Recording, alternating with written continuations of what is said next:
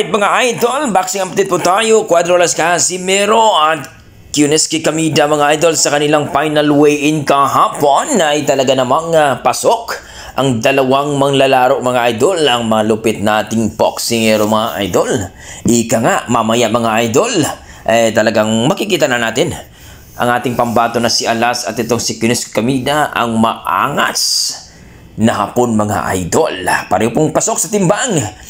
157.8 mga idol ang ating timbang mga idol. Kumbaga 127.8 pounds mga idol. Kumbaga sa super featherweight sila maglaban mga idol. At dito nga mga idol ay talagang marami ang mga natutuwa dito ni Cuadro Las Casimero sapagkat ang kanilang catch weight na 128 ay walang kahirap-hirap ni Cuadro Las Casimero. At ayon sa ating mga boxing fans, napaka-laking AC win daw ni Casimero dito sapagkat hindi na siya nag-rehydration close mga idol.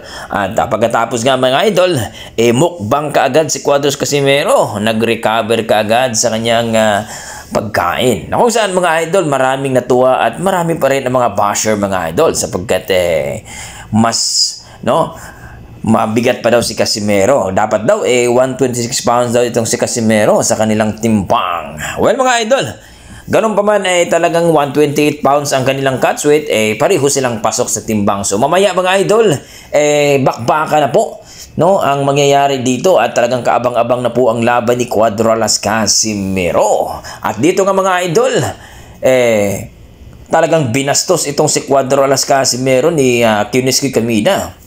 Talagang sa kanilang face-off mga idol, nakatitig ang kanyang mata ng kanyang promoter mga idol at malaki ang respeto ng ating pambato na si Cuadro Las sa kanyang promoter. Na kung saan mga idol, binastos ang ating pambato. Kumamay itong si Casimero, kinamayan itong si Kuniski Kamida at tinalikuran ito. Pero ang kinababahala ng ating mga boxing fans mga idol, yung sign ni Casimero na tinaas ang kanyang kamay sa taas, kumbaga si God nang bahala mamaya, kung baga ganong sign mga idol, delikado yun sapagkat hindi mapapatawad ni Casimero itong si Kuniski Kamida sa kanilang laban. Kung baga ang respeto ni Casimero sa kanyang promoter ay makalunos-lunos pagdating sa laban, dahil alam naman natin mga idol na dinuro-duro ang ating pambato na si Cuadro Las Casimero sa kanilang conference. At ngayon sa face-off ay talagang hindi kinamayan at talagang tinalikuran. Kaya tinaas na lang ang kamay ni Casimero, mamaya ka lang.